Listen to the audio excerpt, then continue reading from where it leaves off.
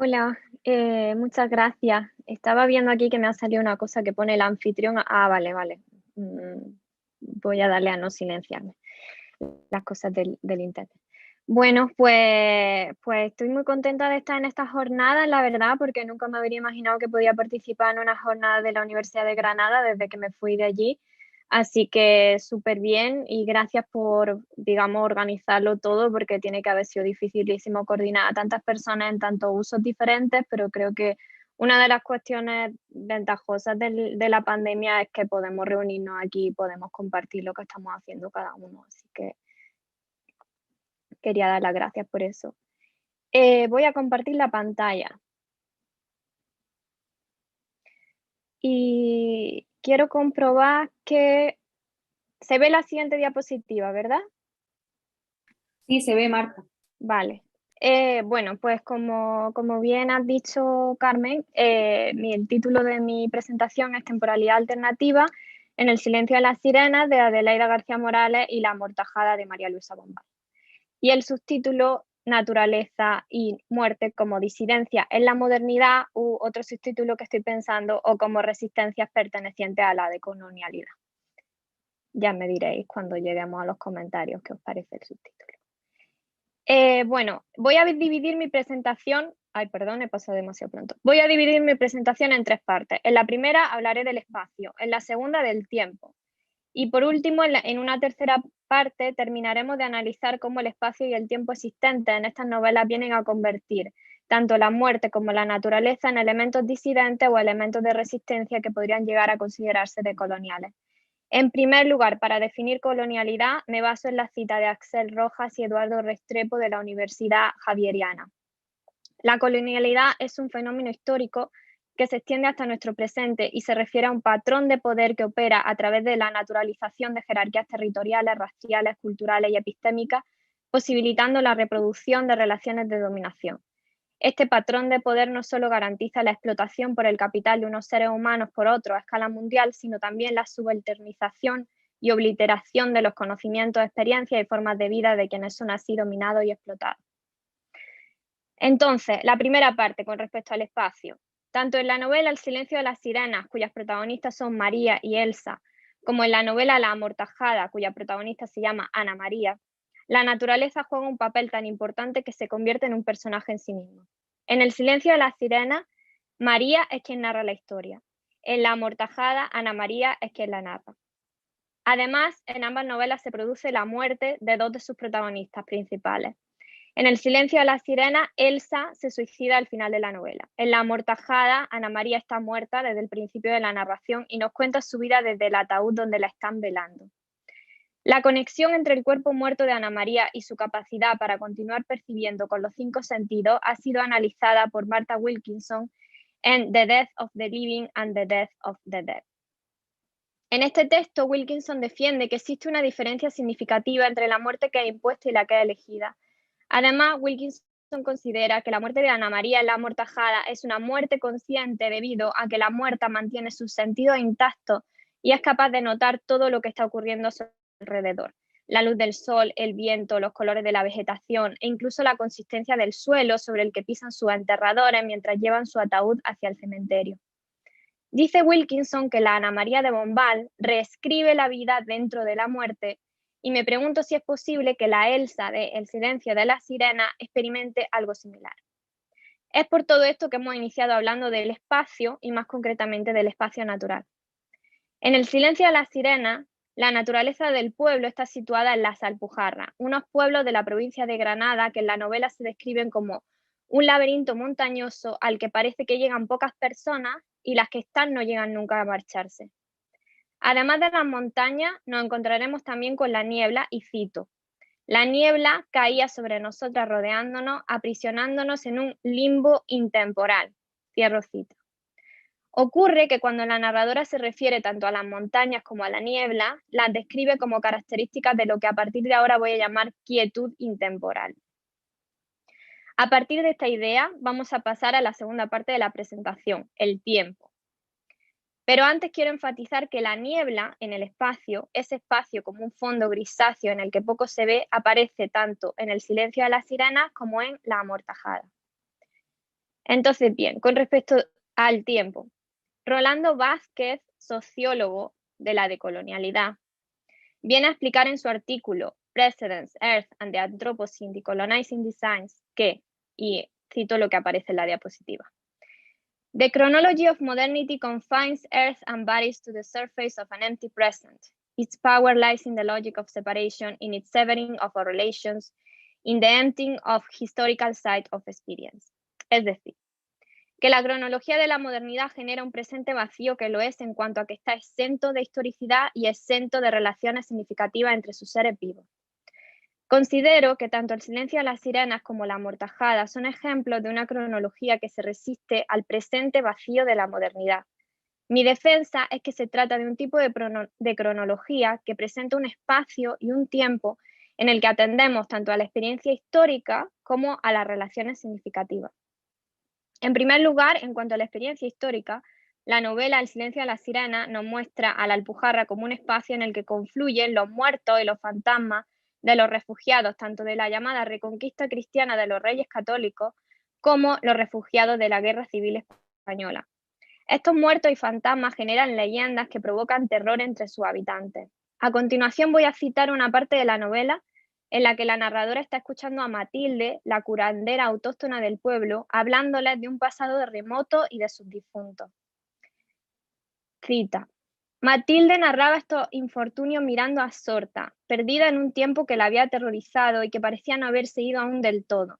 Era un antes cristalizado y que ya formaba parte de su presente". Cierro cita. Creo que esta cita ejemplifica un pasado que habita todavía el presente, un pasado que nunca se ha desligado del presente. Este pasado que todavía habita el presente es lo que voy a llamar temporalidad alternativa o también multiplicidad temporal. En este caso, con respecto a la experiencia histórica, todavía no cuento con ejemplos o pruebas de ello en la novela La amortajada de Bombal, de modo que voy a continuar con la segunda parte de mi justificación de una cronología que se resiste al presente vacío de la modernidad. Esta segunda prueba, basándome en la cita de Rolando Vázquez, serían, la cita que aparece en el PowerPoint, serían las relaciones significativas entre sus seres vivos y, en este caso, entre sus personajes. En La amortajada de Bombal, aquí sí aparece que, de hecho, Wilkinson comenta que las relaciones significativas entre sus seres vivos serían principalmente las que se establecen entre la protagonista y la naturaleza. Y cito de Wilkinson: "Through the work, Ana María displays a romantic connection with nature and its elements of wind, rain, temperature, and other meteorological happenings. Her character is intimately tied to the figure of Mother Earth, the cycle of life, and to these things as female elements". Aquí interpreto que su muerte la conecta todavía más con el personaje naturaleza, al cual ya estaba conectada en vida. Por otro lado, esta misma cuestión de las relaciones significativas, en El silencio de las sirenas, se establecen también con la naturaleza. Y antes de continuar, un pequeño recordatorio. María, en El silencio de las sirenas, es quien narra la historia y Elsa es la que se suicida al final de la novela. A partir de esta reflexión, entonces, sobre relaciones significativas entre personajes y naturaleza en las dos novelas, me gustaría traer a la pensadora Sara Ahmed y su libro Queer Phenomenology. En este libro, Ahmed defiende que existe una intimidad construida entre los cuerpos y los lugares que habitan. A esto ella lo llama orientaciones. ¿Dónde está situado un cuerpo y hacia dónde se dirige?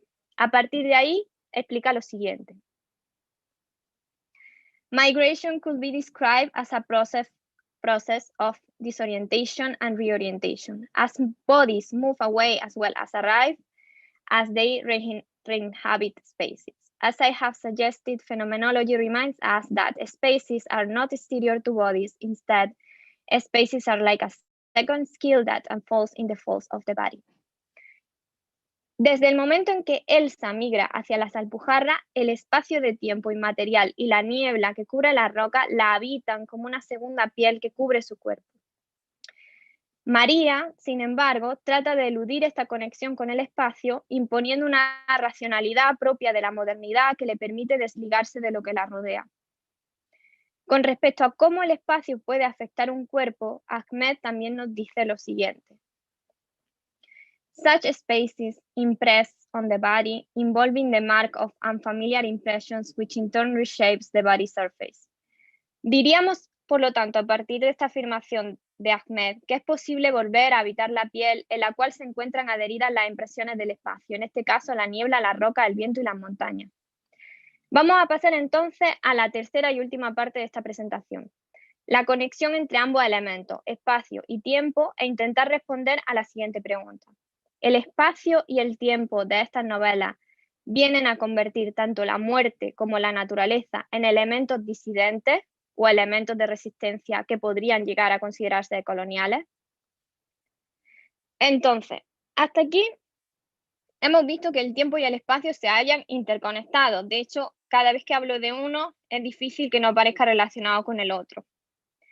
Vamos a comenzar esta última parte citando el momento de la novela en que María, la narradora, se encuentra a Elsa muerta. Y cito: al fin, en una llanura de un blanco inmaculado, descubrí su figura, su cabello oscuro, su rostro casi cristalizado. Estaba rígida, inmóvil, adherida a la tierra y formando parte de la montaña, igual que sus plantas, sus árboles, sus rocas, sus piedras.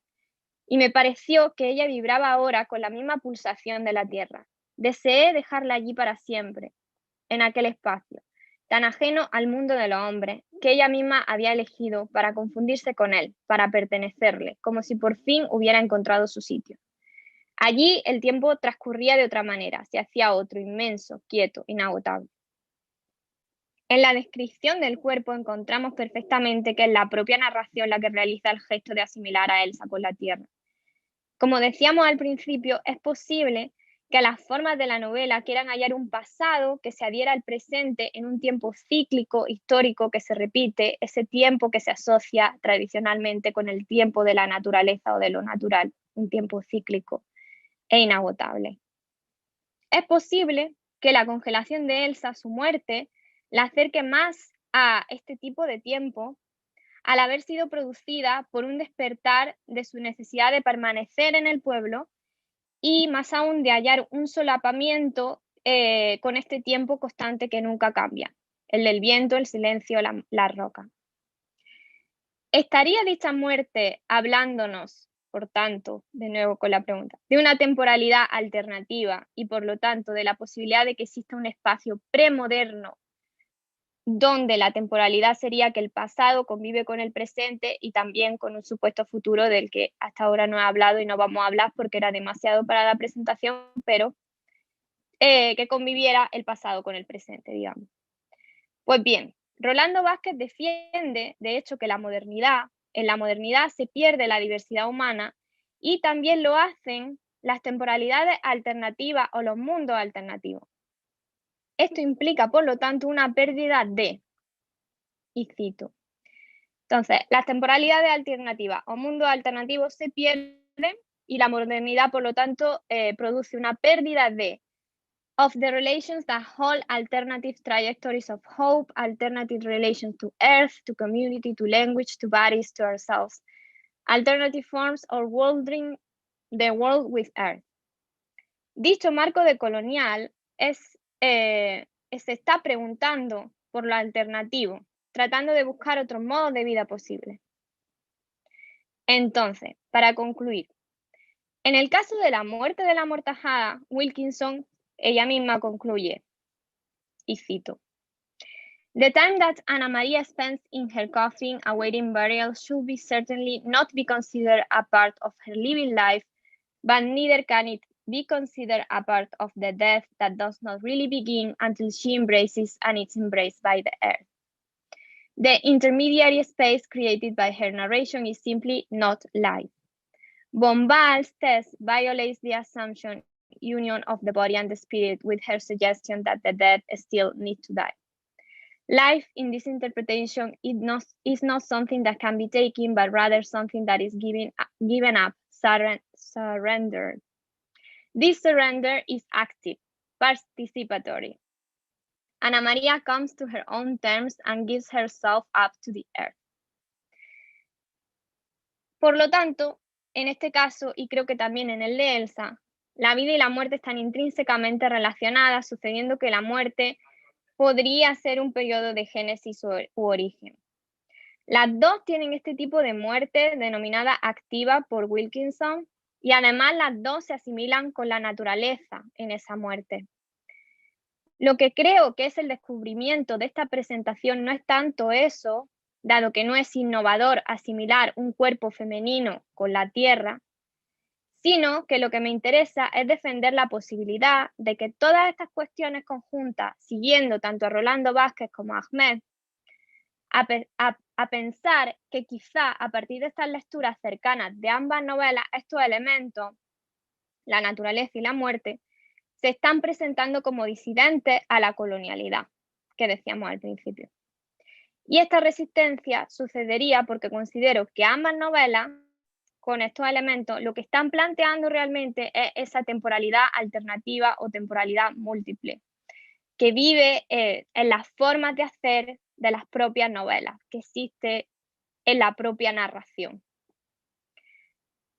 Por lo tanto, ambas novelas habitarían un espacio-tiempo encerrado en una quietud intemporal y esta sería un tipo de temporalidad contraria a la modernidad porque es, por un lado, improductiva, puesto que no produce nada en términos del neoliberalismo, por otro, inagotable, puesto que es cíclica, y por último, que es lo siguiente que voy a tratar de pensar y trabajar, que no está proyectada hacia ningún futuro posible. Muchas gracias.